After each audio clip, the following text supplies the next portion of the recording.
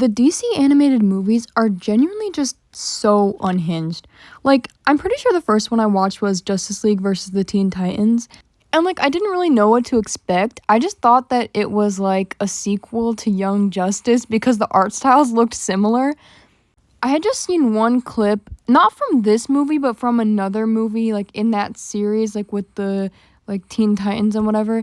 And it was with Damian and Raven. And I was like, that's weird. Because, usually the more common ship is Beast Boy and Raven, but, So I was like, okay, let me, watch these movies. Like, let me see what this is all about. And I was just completely unprepared for what I would find. It's like, okay, normal stuff, grumpy assassin kid, doesn't know how to act. So you gotta send him away somewhere where he can learn. And then, members of the Justice League are, getting possessed, going, evil crazy. Just typical normal stuff. And since we're on the topic of the Justice League, I just wanted to say that Diana and Clark are dating in this movie. And, yeah, Clark definitely has a type. Back to the Teen Titans, they just, go to an amusement park.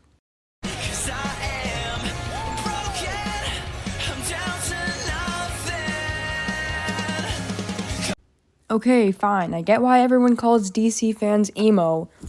No, but seriously, what was that? Anyways, so yeah, this was a cute little thing. They were playing games, whatever. But then suddenly they're playing some Dance Dance Revolution type game. I never thought I would see Damien do something like this, but this is so on brand for Garfield. He absolutely would. But Damien, I was shook. Also, was that a real song they were dancing to? Because it kind of slapped. Anyways, then Raven goes off by herself to go fight, the bad, evil creatures.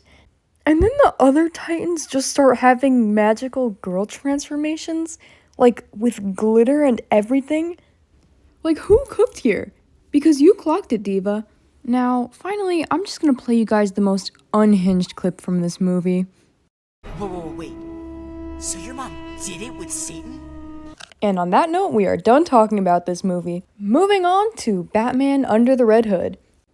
Now, the thing about this movie is that I went in knowing what was going to happen. I knew that the Red Hood was Jason Todd, the Robin that got murdered. I knew that I was going to watch that happen, but that didn't make it any easier for me. Even going back and watching this movie to get screenshots for this video, it's still it breaks me every time. It doesn't get easier watching a badly beaten Jason Todd thinking that he might just escape this terrible fate, and a Bruce Wayne speeding to go and save his son, and then it's too late. You watch the Batman find his dead son in the debris. And no matter how many times I watch this movie, it never gets easier. It's almost like every time I think, maybe it'll be different this time. Maybe Batman will get there in time, but it never changes. And you see how Bruce is reminiscing about when he still had his son. And he really blames himself for what happened. Meanwhile, Jason is daddy issues? Just traumatize your father back. And then he beats him up and puts him in near-death situations. Which honestly, I get it, because the Joker is genuinely sickening in this movie. I'd be mad if my dad didn't kill him for me too. I also really like the scene where Jason is just fresh out of the pit, because you really get to see that pit madness. I don't know if that's just a fanon thing, but here they definitely captured that, and I love it. And I'm going to finish off talking about this movie by talking about the confrontation with Batman, Red Hood, and the Joker. Because, oh my god, it sounds poetic even. Everything that comes out of Jason's mouth, it's just it is so heartbreaking, gut-wrenching. I could literally go on about this for days. I could go line by line with you, but I'm trying to save time here. So I'll just say, Jason making Bruce pick between him and the Joker, ow. And in the end, nobody wins. On a much lighter note, let's talk about Batman and Harley Quinn, which is quite possibly one of the weirdest movies I've ever seen in my life. You know, I really wish I liked Harley as a character, because conceptually, she's pretty cool, like, especially with how she breaks away from the Joker and stuff. But, like, DC is always doing something freaky with her. Like, this is really not necessary. I just feel like it ruins her character. But anyways, can I just say that the sexualization and objectification of women who are heroes really disgusts me? That's it. And I get that Harley really couldn't find another job, but God, this is awful. So yeah, basically the premise of this movie is that Harley is now trying to live a normal life, but Batman and Nightwing really need her help to stop Ivy.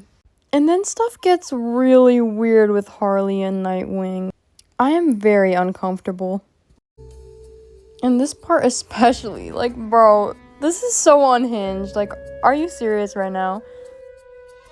Yeah, and then there's this whole scene where Harley is, like, singing. I'm not really sure what purpose that serves, but it's there.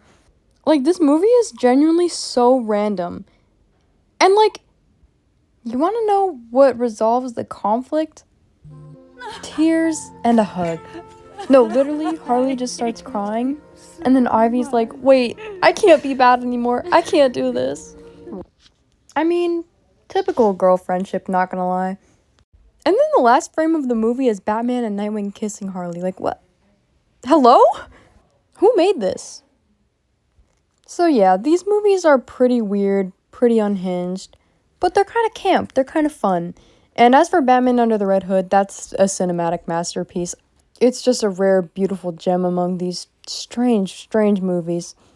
Maybe I'll make another video talking about some of the other movies, but that's it for now. Don't forget to stay whelmed and chalant.